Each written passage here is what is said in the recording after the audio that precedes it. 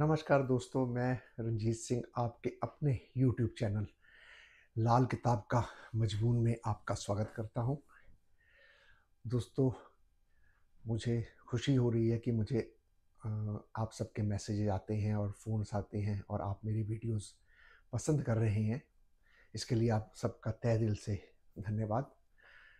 दोस्तों, इसी तरह मेरी वीडियो को लाइक, शेयर और सब्सक्राइब ज़रूर करते रहिए ताकि मैं नई-नई जानकारी लाल किताब के माध्यम से आपको दे सकूं।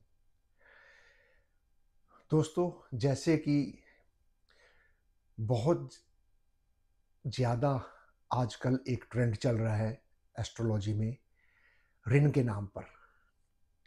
जी हाँ दोस्तों, ऋण के नाम पर बहुत ज़्यादा लोगों को गुमराह किया जा रहा है, बहुत ज़्यादा लोगों से पैसे लिए जा रहे हैं, तरह-तरह के उपाय, मनगढ़ंत उपाय कराए जा रहे हैं और भी बहुत से धर्म के नाम पर एस्ट्रोलॉजी को बेस बनाकर, ऋण को बेस बनाकर जो है इस विद्या को बदनाम किया जा रहा है, खासकर हमारी लाल किताब को। पूरी समस्त ज्योतिष तो हो ही रही है, लेकिन लाल किताब को ज़्यादा उछाला जा रहा है। तो दोस्तों,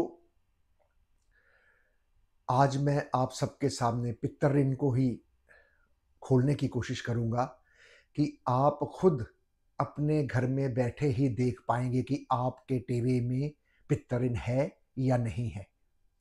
जी हाँ दोस्तों, आप खुद अपने टेवे से देख लेंगे कि पित्तर ऋण है या नहीं है। क्यों? क्योंकि पंडित जी ने लिखा है कि पित्तर ऋण वाले टेवे या महादशा वाले टेवे इतने बुरे हालात के उन जातकों के हालात हो जाते हैं कि वो बहुत ज़्यादा पीढ़ी दर पीढ़ी सर्वाइव ही नहीं करते। यानी कि उनकी जो कुल है वो ख़त्म हो जाती है, 2-3 पीढ़ियों के बाद ही वो ख़त्म हो जाती है, समाप्त हो जाती है। इतना बुरा हाल होता है पित्तर ऋण के टेवों का या महादशा के ग्रह के टेवे का। दोस्तों, मैं यहाँ एक बात आपको क्लियर कर दूं कि ये जो महादशा का मैं जिक्र कर रहा हूँ, ये महादशा पराशर ज्योतिष या वैदिक ज्योतिष या किसी भी अन्य ज्योतिष की नहीं, उस महाविद्या की मैं जो है महादशा की बात नहीं कर रहा। मैं बात कर रहा हूँ लाल किताब की महादशा की। जी हाँ दोस्तों, जो कि बहुत कम टेवे में मिलती हैं, लगती हैं। इसी तरीके से पित्तर ऋण भी बहुत कम टेवों में आपको मिलेंगे। जी हाँ दोस्तों, पित्तर ऋण का जो कंसेप्ट है, वो कंसेप्ट है दोस्तों, सबसे पहले पित्तर ऋण जो है वो जन्म कुंडली से ही देखा जाएगा। पॉइंट नंबर 1 कि कभी भी पित्तर ऋण वर्षफल से या महीना कुंडली से या चलित कुंडली से या केपी कुंडली से, किसी भी कुंडली से पित्तर ऋण नहीं देखा जाएगा। जन्म कुंडली से पित्तर ऋण देखा जाएगा। जब आप जन्म हुए हैं उस वक्त के जो ग्रह आप लेकर आए हैं उससे पित्तर ऋण देखा जाएगा। नंबर 1। नंबर 2, पितृ ऋण कभी भी परिवार के एक टेवे से नहीं देखा जाएगा।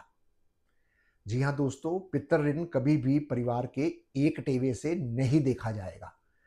पितृ ऋण को देखने के लिए परिवार के कम से कम जितने मेंबर हैं, सभी का टेवा हो या किसी एक आधे मेंबर का नहीं है तो भी चलेगा, मगर अधिक टेवे चाहिए, ज्यादा टेवे चाहिए। परिवार के सबके टेवे हो तो ज्यादा बेहतर है, नहीं है तो कम से कम आप परिवार में जितने लोग हैं उन सबका टेवा तो आपके पास होना लाजमी है। दोस्तों, दूसरी कंडीशन ये हो गई। तीसरी जो अहम बात है दोस्तों, पित्तर ऋण हमेशा उसी खानदान में होगा, उसी टेवों में जाहिर होगा जिस खानदान में, जिस परिवार में कई टेवों में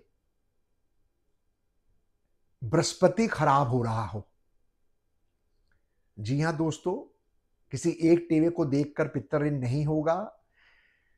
अधिक टेवों को देखकर परिवार के सभी व्यक्तियों के मेंबरों के टेवे देखकर आप पित्तर ऋण डिसाइड करेंगे कि पित्तर ऋण लग रहा है या नहीं लग रहा है। अगर उन सबके होरोस्कोप में बृहस्पति खराब हो रहे हैं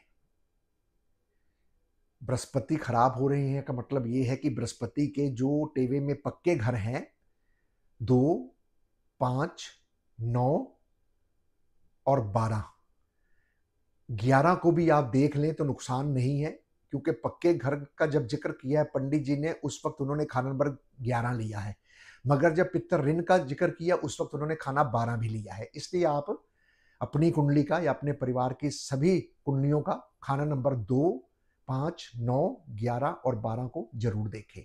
और ये जो खाने लेने हैं ये लगन से पहला घर पक्का मानकर चलना है, क्योंकि लाल किताब लगन को पहला पक्का घर मानकर काउंट करती है। वो वैदिक की राशियों को लेती जरूर है, मगर दिमाग के खाके में वो खाना नंबर 1 को पक्का घर मान के चलती है। वहां राशि कोई भी पड़ी हो, राशि को मानती है लाल किताब। लाल किताब में जिक्र है, राशि को छोड़ा नहीं गया है, सिर्फ सीखने सिखाने के लिए थोड़े समय के लिए उन्होंने राशि छोड़ नक्षत्र भुला बोला है। नक्षत्र भुला का मतलब होता है कि अभी फिलहाल के लिए आप राशि और नक्षत्र को कुछ समय के लिए भूल जाइए, उसके बाद आप इसे कंटिन्यू करना चाहे तो कर सकते हैं।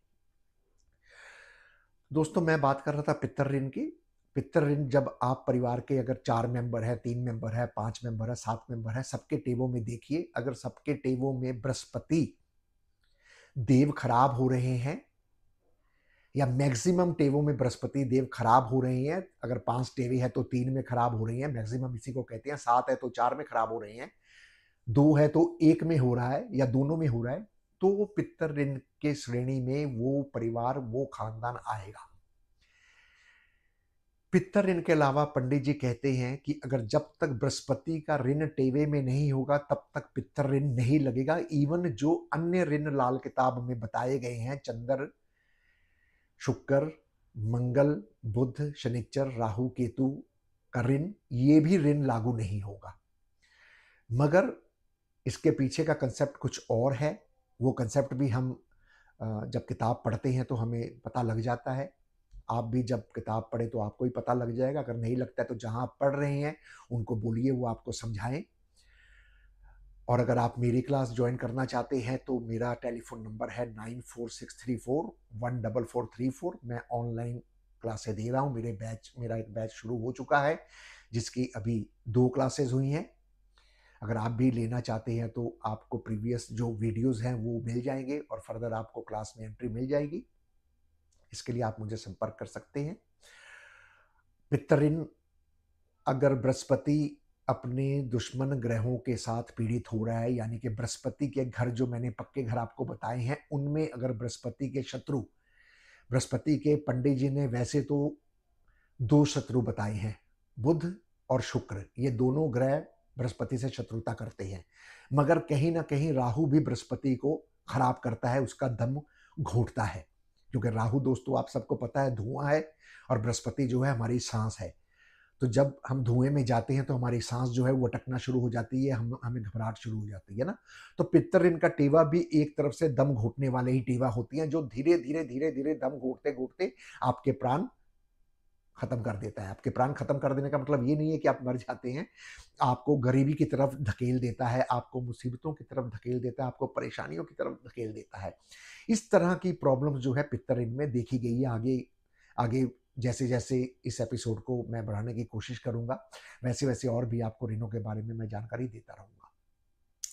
पित्तर ऋण टेवे की एक खासियत या यूं कहिए कि एक नेगेटिव बात यह भी है कि जिस टेवे में पित्तर ऋण होगा उस टेवे में कोई भी राजयोग बनता हो, जितने मर्जी बड़े बड़े राजयोग बनते हो, केंद्र त्रिकोण के स्वामी इकट्ठे बैठे हों, या जो राजयोग बताए गए हैं ग्रंथों में, अन्य ज्योतिष के हिसाब से भी कोई भी राजयोग फलित नहीं होता है दोस्तों, जब तक आप पित्तर ऋण को ठीक नहीं करेंगे।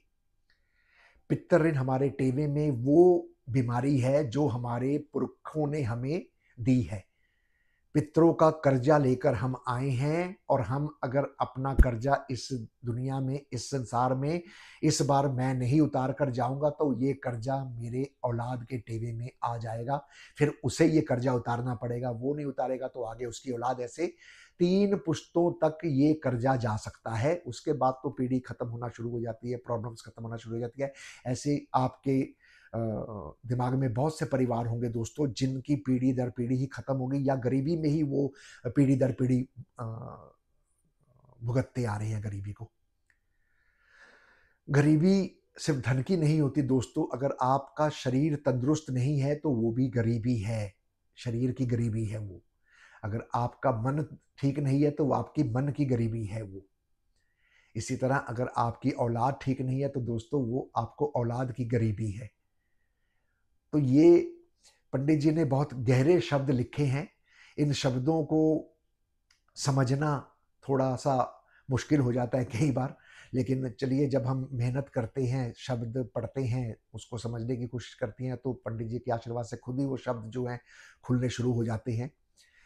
तो मुझे खुशी है कि आप जो है ये पित्तर ऋण का जो चैप्टर है इसको आप देखेंगे, इसको आप पढ़ेंगे, अपनी कुंडली में अप्लाई करेंगे। और दोस्तों अगर आपकी कुंडली नहीं है तो ये भी हो सकता है कि आपको जो ऋण पित्तर का लगा है वो आपके ठोस हालातों से लगा हो, है ना?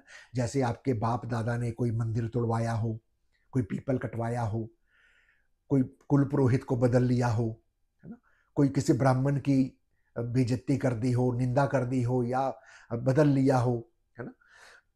धर्म स्थान की जगह हड़प ली हो, धर्म स्थान का पैसा खा लिया हो। ऐसी बहुत सी चीज़ें हैं जिससे आपको बृहस्पति का ऋण लग सकता है। ये ज़रूरी नहीं है कि अगर आपके टेवे में नहीं है तो आपको बृहस्पति का ऋण नहीं लगेगा। ये ठोस हालात भी देखने ज़रूरी है। अगर बाप-दादा ने आपके ये प्रॉब्लम्स की हैं, ये एफर्ट्स ऐसे नेगेटिव बातें की हैं तो उसका ऋण आप लेकर आए हैं यूँ मानिए। आपको इसका भुगतान कर देना चाहिए। इसका भुगतान क्या है, कैसे है, इसके लिए आप मेरी अगली वीडियो का इंतज़ार कीजिए। और फिर मैं आपको अगली वीडियो में बताऊँगा कि इसका निवारण जो है वो कैसे होगा, इसका हल क्या है ना? बहुत ही आसान हल है, आप घर बैठे ये हल कर सकते हैं, आपको कहीं जाकर पैसे खर्च करके बहुत मोटी रकम देकर किसी से ये हल नहीं करवाना है, आप खुद अपना हल ऋण का कर सकते हैं। जी हाँ दोस्तों, इतनी आसान और इतनी सरल भाषा में लाल किताब हमें जीने का तरीका, जीने का सलीका सिखाती है। तो मुझे उम्मीद है कि आपको ये वीडियो भी मेरी पसंद आएगी और आगे आप इसे शेयर और लाइक करेंगे और अगर आप लाल किताब सीखने के इच्छुक हैं तो मुझसे संपर्क करें। ये जो ऋण की मैं बात कर रहा हूँ ये सिर्फ एक किस्म की ऋण की आपको मैं बात कह रहा हूँ। ऋण लगने के और भी बहुत से तरीके हैं। ये वो तरीके भी मैं आपके साथ आने वाली वीडियोज़ में शेयर करने की कोशिश करूँगा। तब तक के लिए मुझे इजाज़त दीजिए। खुश रहें, आबाद रहें, मालो जान बढ़ते रहें। मदद मालिक अपनी खुद देगा, नेकी हम करते रहें। स्त्रियों का सम्मान करें, एक पेड़ ज़रूर लगवाएँ, अपने गाँव, घर, देश को साफ रखें और कानून का उल्लंघन ना करें। धन्य